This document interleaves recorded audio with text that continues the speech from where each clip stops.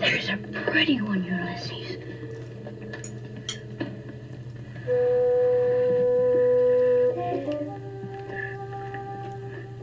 There it is. You're Canadian? Is that? I'm Canadian, yes. I figured that out from a certain word you said. Which word was that? A-B-O-U-T. About, out and about. Hello, BookTube. I'm Sean the Book Maniac. Welcome back to my channel. I have a very special guest to kick off the Women in Translation Month, and that is the Yiddish translator Ellen Cassedy, who I found and just fell, I don't want to say fell in love because that's a little strange to say, but I just said it, based on her reading of an excerpt from one of her stories on the BookTube or YouTube channel Translators Aloud, and she read an excerpt from this collection, which I immediately bought after hearing her read from it. On the Landing, Stories by Yenta Mash. Ellen Cassedy, welcome to my channel. Thank you so much, Sean. What a delight to have you here. So I haven't quite finished this. I think I'm on the penultimate story, but I'm really deeply enjoying it. I would be shocked if it's anything other than a 5-star read for me.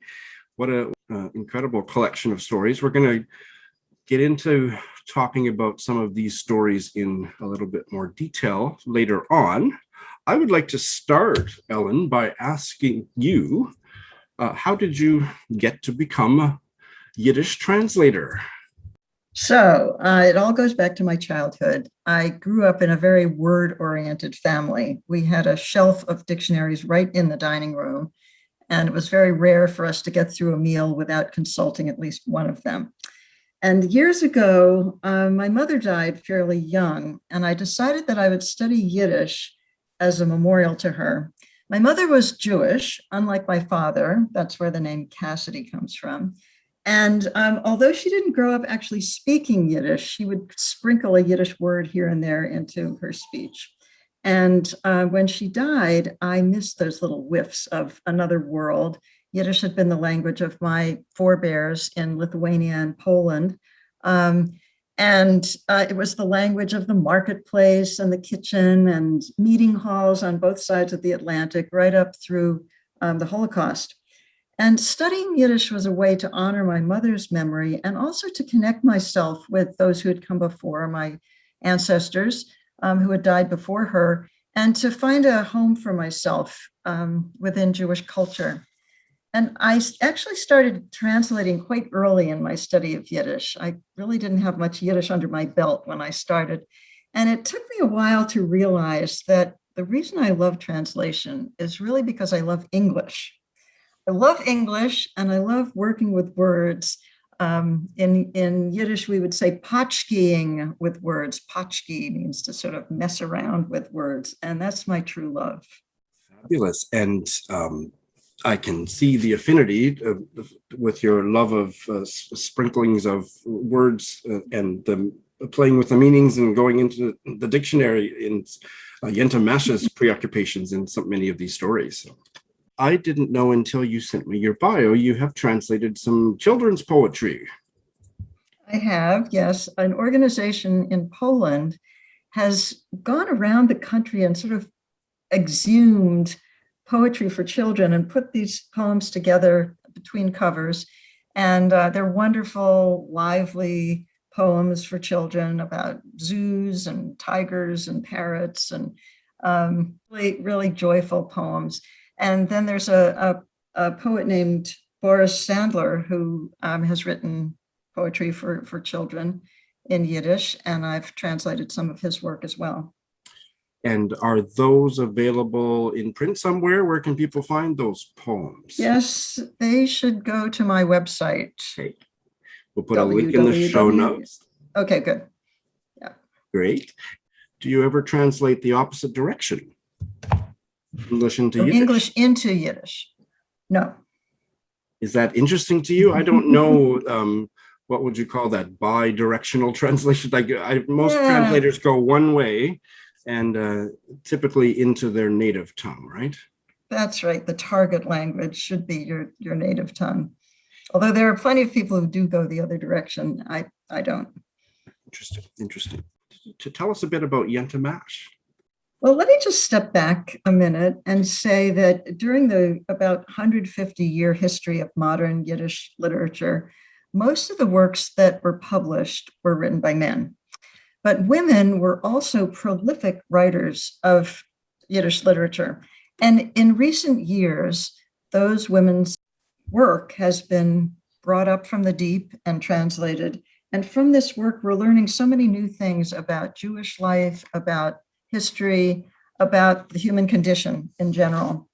So for me, translating Yiddish women writers is really a passion, it's a cause. I've always been drawn to the stories of powerless people, unseen people, unheard people. And for me, translating women writing in Yiddish is about reclaiming and celebrating the words of silenced people who somehow broke through the silencing. It's amazing that these women did write, and they represent so many women who didn't write because they had to do the laundry or whatever. So the voices of women writers in Yiddish are representative of other voices, and therefore they're especially precious to me. I was drawn to Yenta Mash's work for that reason, and also just because of the sheer quality of her work. I'll read you a quote from one critic who praises her rare and masterful elegance, her uncanny insight into vast prairie-like swaths of human nature, and her unusual heart. She's an excellent writer. And on top of that, Mash tells us things about 20th and 21st century history, about people's lives, about women's lives that we really can't learn anywhere else. She's down to earth, she's precise in her observations, she's full of insight and information about little known corners of history. And she brings women's experiences to the fore. And I guess the way I describe it is that she offers us an intimate perch, an intimate place to stand from which to explore huge cataclysms of the 20th and early 21st century. So you can read Solzhenitsyn to learn about the Gulag, but it's Yenta Mash who tells you what it's like to have a best friend in the Siberia, a best girlfriend, or how the mothers in the labor camps were always the ones who cut themselves the smallest slices of bread from the loaf, or how a young woman keeps her fear at bay as she walks for miles in sub-zero weather as darkness is falling in Siberia.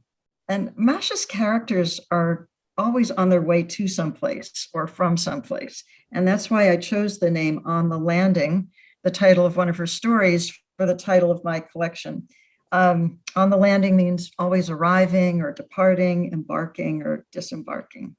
Today, as displaced people seek refuge across the globe, I think these stories are particularly relevant. What a beautiful elevator pitch. These stories are very much drawn from her life. Yes, I characterize Yenta Mash as a master chronicler of exile. And the reason for that is her own life story. She was born in 1922 in a small town called Zgurice, which is located in the southeastern corner of Europe, which was then at that time known as Bessarabia. Zgurice is a little town in the middle of nowhere. Yet this remote backwater turned out to be a fertile breeding ground for a really remarkable talent. And this is often the case with Yiddish writers. They grow up in the middle of nowhere in these tiny places, and yet their dreams were huge, they were global. They felt themselves to be part of a cosmopolitan world, a much bigger world than what was right around them in little muddy streets and farms and so on. They were part of the European intelligentsia, and that took them far beyond the boundaries of these little towns. So in 1941, when Yenta was 19 years old, the region that she lived in, Bessarabia, was squeezed in a violent struggle between the Soviet army, the German army, and the Romanian army. And the Soviets deported Yenta and her parents. They characterized them as enemies of the people or bourgeois elements, and they deported them to the Gulag deep into Russia, into Siberia. And this deportation saved her family from being murdered at the hands of the Nazis, but nonetheless, it was a terrible fate. And tens of thousands of people were Jews and non-Jews, were sent into Siberia in 1941. The men were sent to the Ural Mountains into camps there.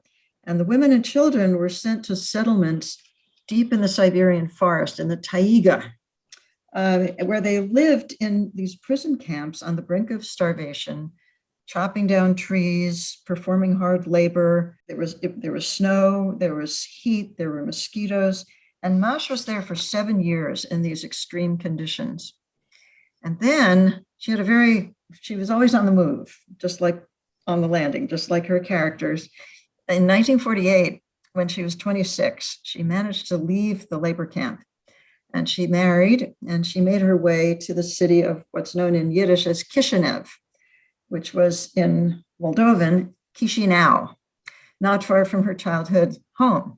And by that time, it was the capital of the Moldavian Soviet Socialist Republic at the end of the war. And in these post-war years, Yenta Mash became friendly with other writers in the town of Chisinau, and she participated in the literary and cultural doings in the city and dreamed of being a writer, but she did not write. For decades, she did not write. And why is that? Because she was afraid to open her mouth. For 3 decades, she kept her head down. She worked as a bookkeeper. She stayed out of the limelight. Then, in the 1970s, she was on the move again. Emigration opened up for Soviet Jews, and she moved to Israel and settled in the city of Haifa. And there, finally, in her 50s, she finally began to write down what had been hidden inside her for so long. And she opened this door in her psyche, and the words came pouring out, Yiddish words. So Yiddish, for her, she knew many languages, but Yiddish was a portable homeland that she carried with her across continents, across eras, across catastrophes, across displacements. And as these words came pouring out, Masha's talent was recognized immediately. She won literary prizes, she was published in journals around the world, and she published 4 volumes of short stories between 1990 and 2007. And she died only a few years ago in 2013. So she's really a modern writer, a contemporary writer. She didn't write any novels. She did not write any novels. It was all short stories. Yeah. The one that I'm almost finished reading, Retirees, is almost novella length, and it is just incredible. So as the shorter stories are, but it just made me think, oh, I hope she wrote some novels. No, she didn't. These stories are wonderful. So you have described the kind of the aura, the atmosphere of these stories and the trajectory, the geographical settings for these stories. How about the tone? One of the things that I valued the most about these stories was the understatedness.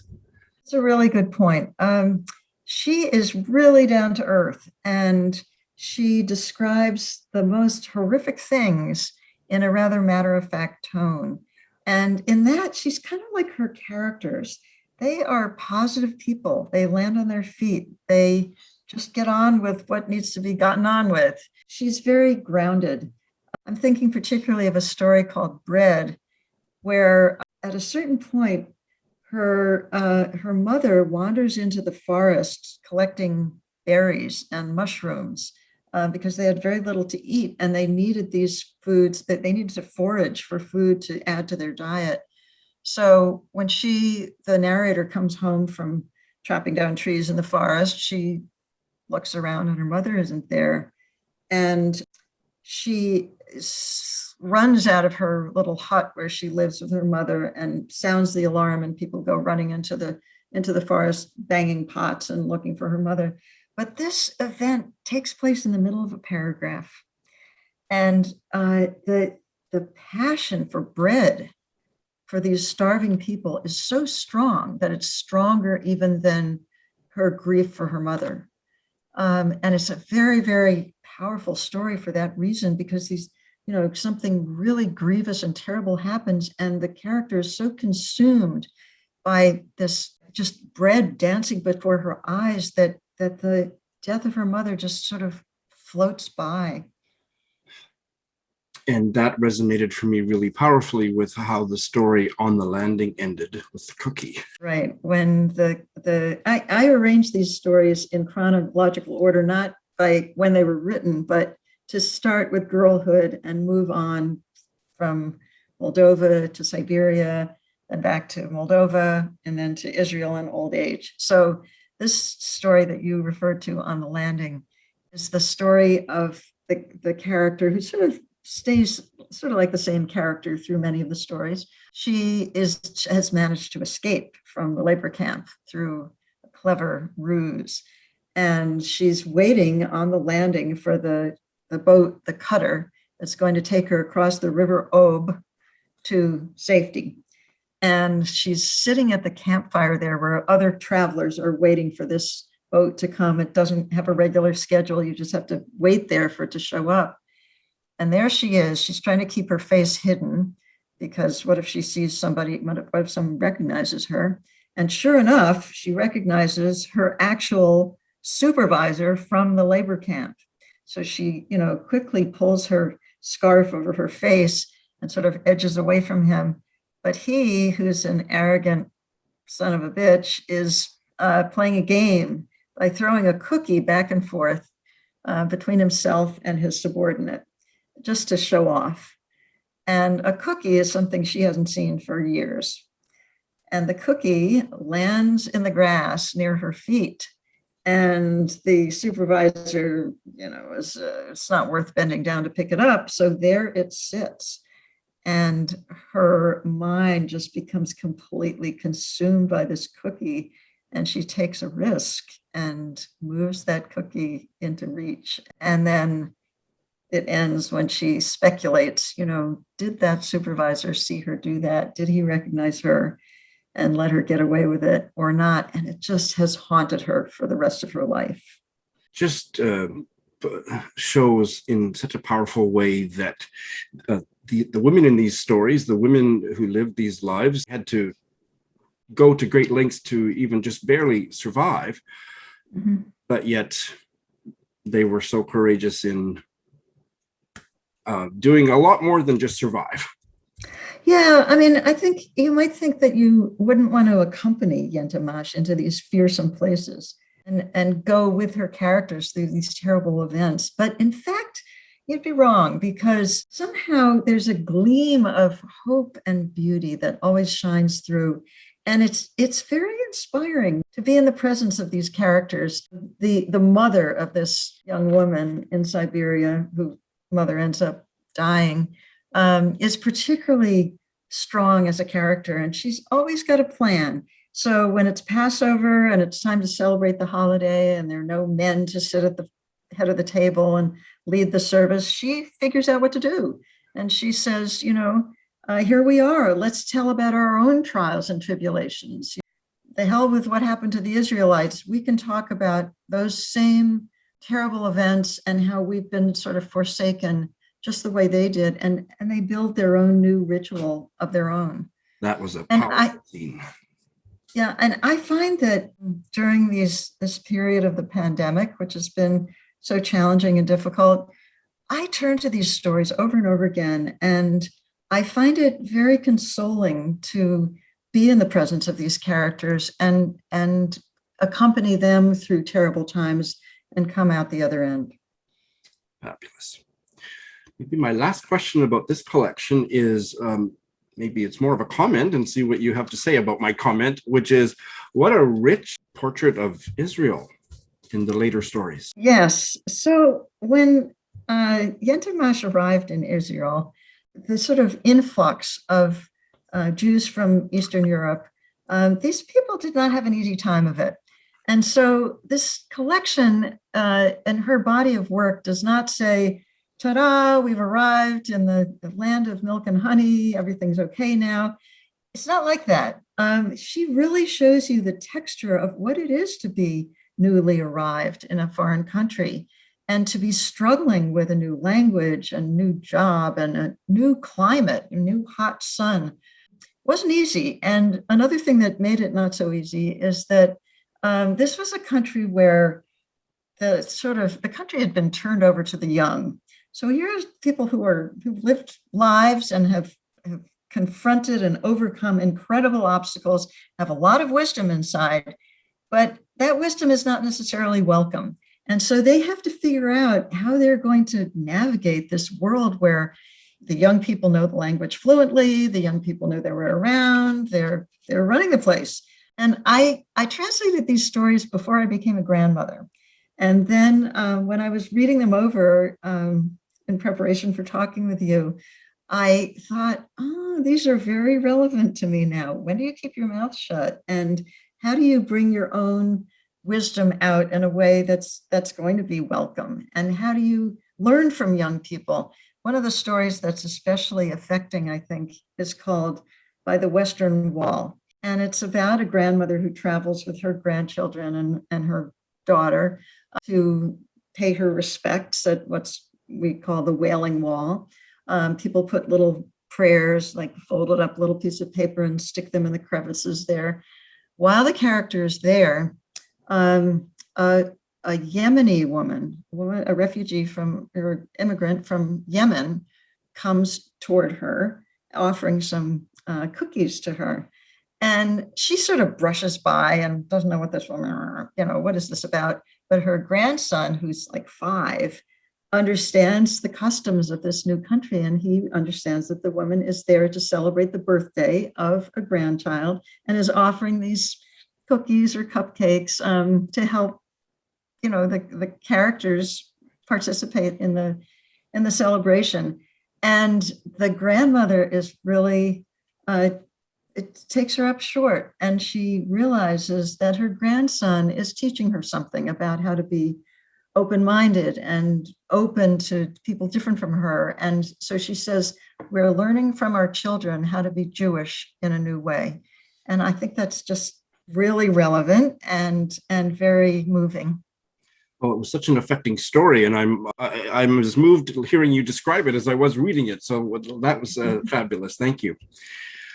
Let's move on, and why don't you tell us about the other book that you co-translated? Let me do my best with the pronunciation here. It is Oedipus in Brooklyn and Other Stories by Blume Lempel, and it was translated from the Yiddish by, got your cheat sheet in front of me here, by Yermiyahu, Ahron Taub. How did I do? Sure you don't want me to say that? Please help me. I translated this book along with my colleague, Yermiyahu Aaron Taub.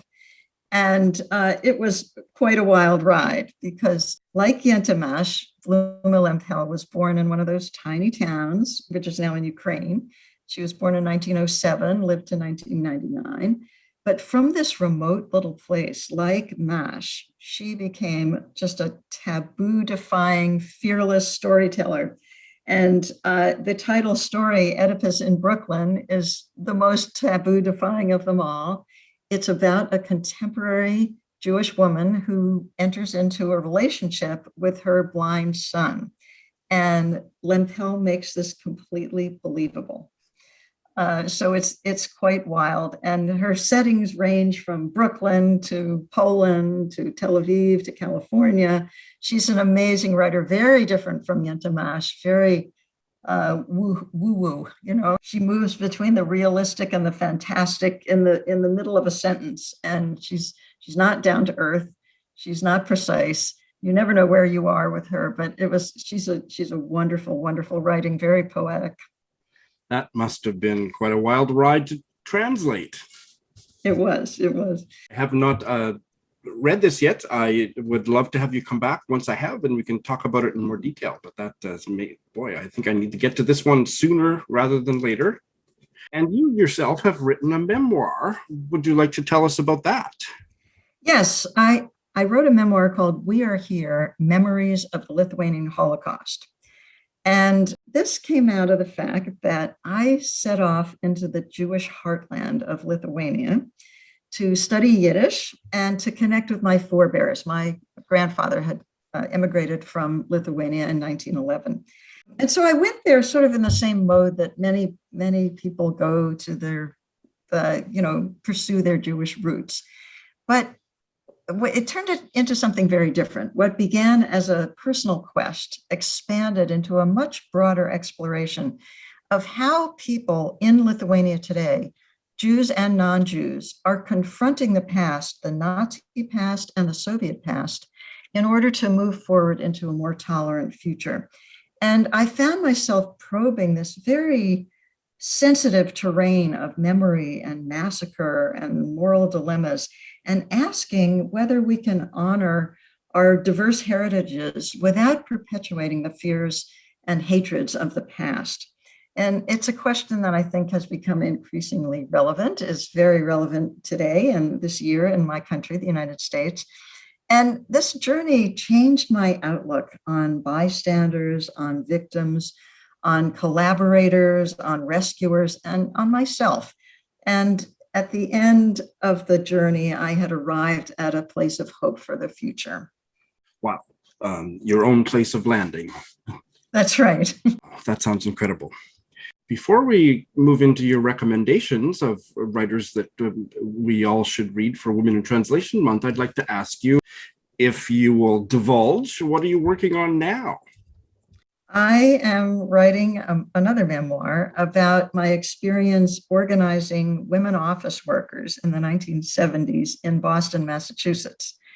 So in early 1970s, I was living in Boston. I was a clerk typist at Harvard University, and a group of us got together and started talking about our jobs and what was bothering us.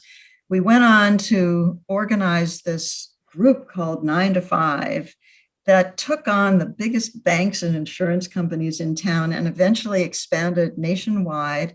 And we formed a union called District 925 that organized 10,000 people. And it was just a really exciting experience for me. And once again, it was going into a world of people who had not been heard from before, people whose voices had been silenced. Women office workers were like the wallpaper in the office, and either they were considered to be bimbos or sort of officious gatekeepers, and they were not seen as we were not seen as the women workers that we were. And we changed all that. And that inspired Jane Fonda to make a film called 925 in 1980. And it inspired Dolly Parton to write her fantastic song, Working 9 to 5. Now, let me make sure I understood that correctly. So the inspiration for the famous movie and song came directly from this organization, association that you were intimately involved in? Yes, if you can believe it. Jane Fonda had been involved in the anti-war movement against the Vietnam War with one of the other key founders of the 9 to 5 organization. And she kept in touch. And so she heard all these amazing stories of the boss who asked the secretary to sew up a hole in his pants while he was wearing them, and other outrages. And she thought, this sounds like something I could make a movie about. And she did. And it just helped us expand and be known all over the country. And that anthem, Working 9 to 5, is still going strong, and it still inspires women and men all over. Well, that is incredible. When do we get to read this? In September of 2022, my book will be published. Fantastic, fantastic. And how about in terms of translation? Sounds like you're a little busy, so maybe that's on hold for now. I'm always doing something, and the Yiddish Book Center, which is a wonderful cultural center in the United States, is always getting in touch with me and saying, how would you like to translate this? Or how would you like to be a mentor for this new translator? Or how would you like to be in this panel discussion? So I'm always involved with Yiddish, and it continues to be really just a wonderful source of connection and joy for me. And you have some recommendations for women Yiddish writers in translation, or Yiddish translators, Yiddish women translators. So please tell us. I'm going to recommend 2 books translated from Yiddish. And the first is really an iconic book. It's called Found Treasures, Stories by Yiddish Women Writers. And it's an anthology, the first anthology really of women's writing in Yiddish. It was first published in 1994. And it was just a bombshell. People just didn't know about these women writers And it's just wonderful stories, really a lovely range of stories translated by a number of different translators. And the other book is called Vilna, My Vilna. And it's not by a woman, it's by Abraham Karpinowitz. But the translator, Helen Mintz, is a fantastic translator. And she give you a close-up view of pre-war Vilna, or what's now known as Vilnius, the capital of Lithuania, which was really sort of the capital of Yiddish land before the war. And these stories, they're all interconnected, like Yentamash's stories. And you'll meet thieves and gang members and underworld characters and prostitutes and actors and all kinds of unsavory characters. And I think the one character of Tamara, tall Tamara, will really stick with you. She is a prostitute who just behaves with incredible dignity in a very difficult time. So Vilna, My Vilna, I really recommend it. Oh, wow, that sounds great too. Let me see if I can find this. I wanted to ask you, I'm pretty sure I was recommended a work by a Jewish writer from Lithuania, Shtetl Love Song by Grigory Kanovich. Gregory Kanovich, yeah. Gregory Kanovich is a prolific author, still alive. He's in Israel now. And he was in Lithuania for many, many years and became a very beloved writer. I'm not sure he writes or wrote in Yiddish. I think he might write in Russian. Oh. But he does talk about the Jewish history and heritage of Lithuania. So I'm sure that's a great book to look at. And a chunky one. I have it. I bought it after Ronan recommended it to me. And I should mention it was translated from the Russian, probably, by Yisrael Cohen. Mm-hmm. Yeah, I look forward to that too. That's my rice cooker. My rice for my breakfast is ready. This has been an absolute delight, Ellen. I would be very lucky if you would consider coming back someday to talk about more books. Okay. And Yermiyahu Ahron Taub, you can practice his name. I think he would love to come on your show as well. Oh, that would be wonderful. Once I've read the Blume Lempel book, maybe I'll have you both come back. Okay. And I will have to practice his name. Okay. Happy Women in Translation Month. Thank you. The very same to you. And thanks for this opportunity. It was really wonderful to talk to you. It was, the pleasure was all mine, and I'm really excited about your forthcoming memoir. Me too. Thank you very much.